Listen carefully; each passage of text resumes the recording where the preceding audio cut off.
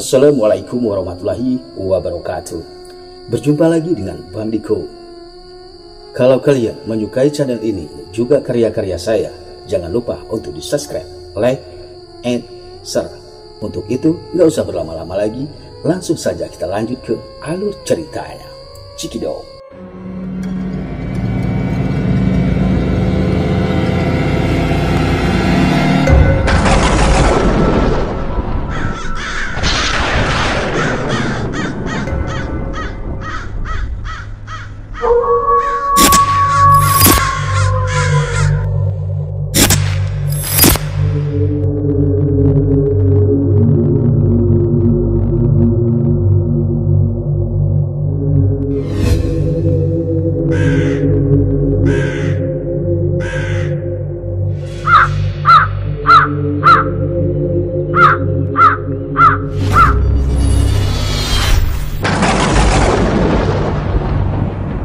Bismillahirrahmanirrahim. Ternyata bau itu berasal dari aroma masakan Tina. Hal itu pula membuat cacing lapar di perut melompat ke girangan. Wah, pas banget nih, ucapku. Tepat jam 9 pagi setelah makan, Ustadz Muzakir menyuruh kami mengambil air wudhu, mengingat di savana ini masih terdapat sumber mata air yang terbilang melimpah. Setelahnya, kami memulai perjalanan turun menuju makam perintis menunaikan misi terakhir dari pendakian ini. Di perjalanan, aku bertanya pada Ustadz Muzakir perihal Tina. Maaf Ustadz, apakah Tina diperbolehkan untuk ikut serta dalam ziarah ini? Tanyaku, mengingat Tina dalam kondisi sedang mengalami menstruasi. Bagi wanita yang sedang haid, tetap diperbolehkan untuk ziarah. Karena tujuan ziarah kubur itu sendiri untuk mengingatkan kita akan kematian dan adanya akhirat. Jawab Ustadz Muzakir. 15 menit kemudian, akhirnya kami tiba di makam perintis. Ucapkan salam kepada ahli kubur. Ustadz Muzakir mengingatkan kami. Aku pun bertanya tentang perihal itu. Maaf Pak Ustadz, kenapa kita harus mengucapkan salam? Tanyaku. Rasulullah mengajarkan kita untuk mengucapkan salam. Selanjutnya berdoa ketika masuk ke dalam areal pemakaman. Aku mengangguk-anggukkan kepala tanda paham akan penjelasan Ustadz Muzakir. Setelah menjawab pertanyaanku, kami pun berdoa dipimpin langsung oleh Ustadz Muzakir. Setelah Ustadz Muzakir berdoa, aku pun bertanya kembali. Maaf Ustadz, kalau boleh tahu apa arti doa yang barusan Ustadz bacakan? Kamu tipikal orang yang cerdas, Tio. Banyak bertanya akan sesuatu yang tidak dipahami, akan menambah pengetahuan dan wawasan. Itu bagus. Pungkas Ustadz Muzakir. Arti doa yang saya bacakan barusan. Semoga keselamatan tercurah pada kalian, wahai penghuni kubur, dari orang-orang yang beriman dan orang-orang Islam. Semoga Allah merahmati orang-orang yang mendahului kami dan orang-orang yang datang belakangan. Kami insya Allah akan menyusul kalian. Saya meminta keselamatan untuk kami dan kalian. Begitulah artinya, sambung Ustadz Muzakir. Setelah 2 tata cara di atas, kami melakukan 5 cara lainnya yang masih tetap dipimpin oleh Ustadz Muzakir sendiri. Masih dalam posisi berdoa menghadap kiblat tadi, kami pun melanjutkannya dengan melakukan zikir, membaca tasbih, takbir, dan tahmid. Hal ini juga sangat dianjurkan untuk menyempurnakan doa kita kepada orang-orang yang didoakan pada saat melakukan ziarah kubur. Setelah itu, kami kembali membaca tasbih, takbir, tahmid, zikir, dan doa. Namun kali ini dikhususkan untuk mayit. Kemudian mendoakan mayit yang diakhiri dengan bacaan Al-Fatihah sebagai penutup. Selanjutnya membaca ayat-ayat pendek seperti dalam riwayat Al-Mawazi dari Ahmad bin Hanbal yang berbunyi, bila kalian masuk ke dalam tanah makam atau kuburan, maka bacalah Al-Fatihah, surat Al-Ikhlas, Al-Falaq, dan An-Nas. Jadikanlah pahalanya untuk mayit-mayit kuburan tersebut, karena sungguh pahalanya sampai kepada mereka. Walaupun kita mendoakan kerabat, orang yang kita cintai dalam keadaan meninggal, hendaknya kita juga menghormati mereka dengan melakukan tata cara ziarah kubur yang baik. Dengan cara tidak duduk atau menginjak bagian atas dari kuburan tersebut. Sebuah hadis berkata, janganlah kalian sholat atau berdoa kepada kuburan, dan janganlah kalian duduk di atasnya. Tata cara ziarah kubur yang ketujuh adalah jangan melakukan hal-hal yang berlebihan. Salah satu contoh bentuk sikap yang berlebihan dalam konteks kuburan adalah menjadikan makam seperti masjid. Hadis di atas mengatakan bahwa manusia tidak boleh meminta sesuatu kepada kuburan, karena itu adalah perbuatan syirik. Padahal melakukan ritual sholat di kuburan sangatlah dilarangkan, karena akan mengikis makna ibadah, yaitu menyembah hanya pada Allah Subhanahu wa Ta'ala.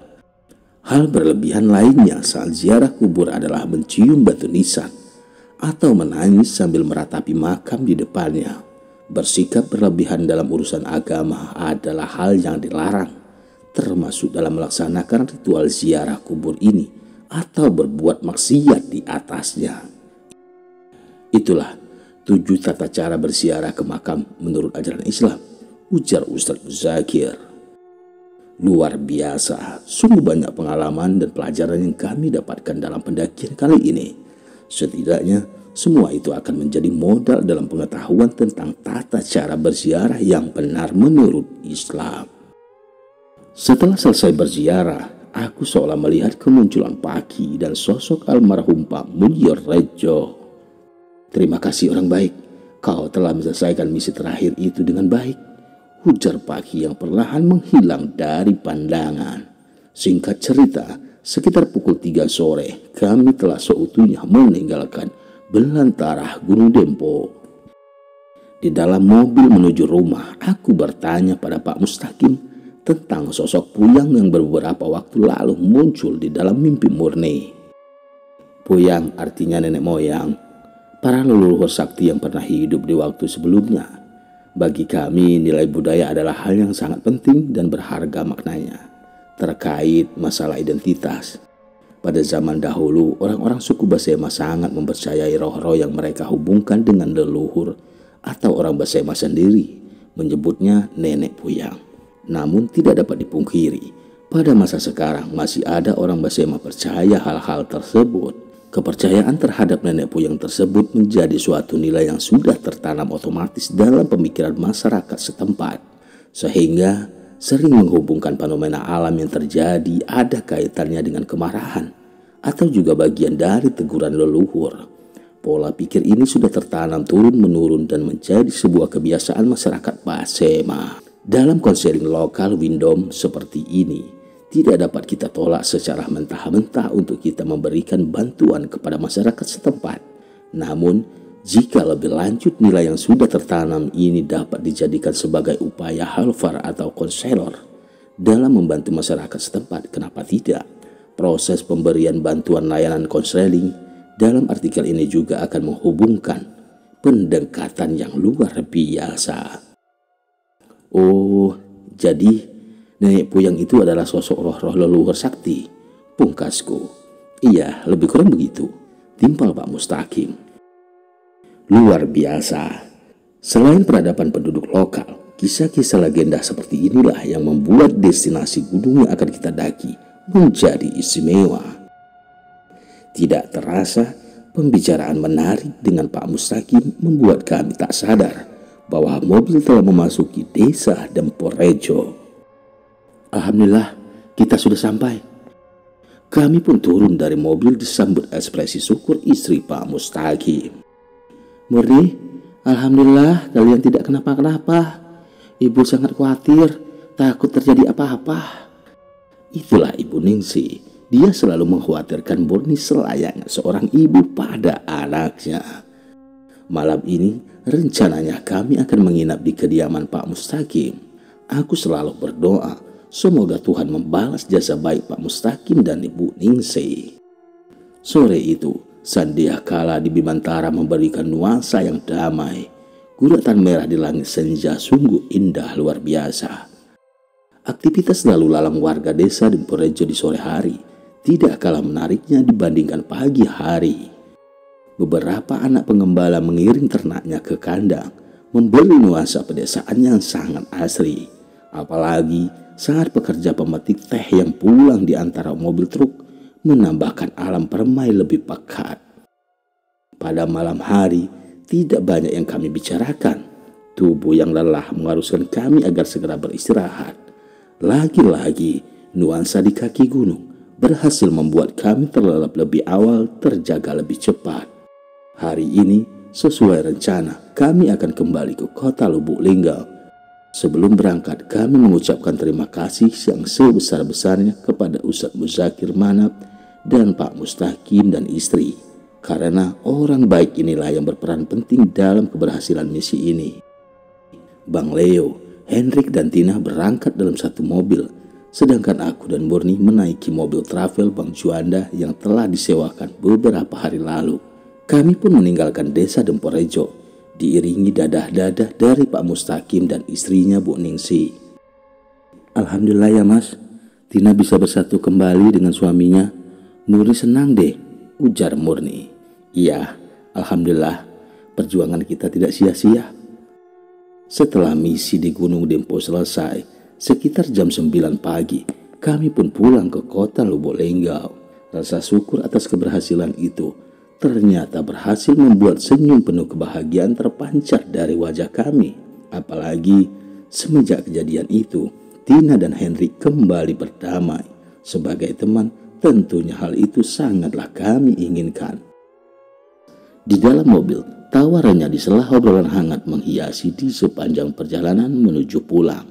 Namun dengan seketika, kebahagiaan itu pun sirna. Tak kalah sebuah telepon dari saudara di Pulau Jawa berdering dari ponsel Murni, menghancurkan suasana. Halo, Assalamualaikum. Mbak, terdengar suara seorang menangis di balik telepon. Bayu, kamu kenapa? Tanya Murni mulai cemas. Tak kalah mengetahui yang menelpon adalah adiknya dalam keadaan menangis. Ibu Mbak, ibu kenapa? Kamu ngomong jelas. Murni mulai kesal. Melihat itu, aku segera mengambil telepon Murni. Bayu, coba kamu ceritakan, ibu kenapa? Tanya aku. Mas Tio, tubuhku terkulai lemah mendengar kabar itu. Tak sadar ponsel di tangan pun terlepas dengan sendirinya dari genggaman. Ada apa Mas? Tanya Murni yang mulai cemas melihat ekspresi sedihku. Betapa hancurnya hati Murni saat mendengar kabar dari Bayu yang mengatakan bahwa ibunya hilang.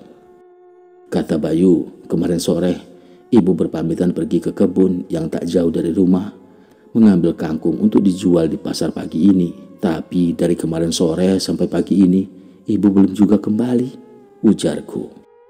Air mata Murni sudah tak dapat lagi dibendung. Memang setelah lebaran tahun lalu, kami belum pernah pulang lagi ke Pulau Jawa. Mengingat biaya yang dibutuhkan untuk pulang pergi Sumatera Jawa lumayan besar. Kamu yang sabar ya. Nanti saat sampai di rumah, kita langsung bersiap-siap terbang ke Jawa, sambungku. Iya Mas, hanya itu yang keluar dari ucapan Murni yang sekarang bersandar di bahuku sambil terus menangis. Sampai jumpa di episode berikutnya. Wassalamualaikum warahmatullahi wabarakatuh.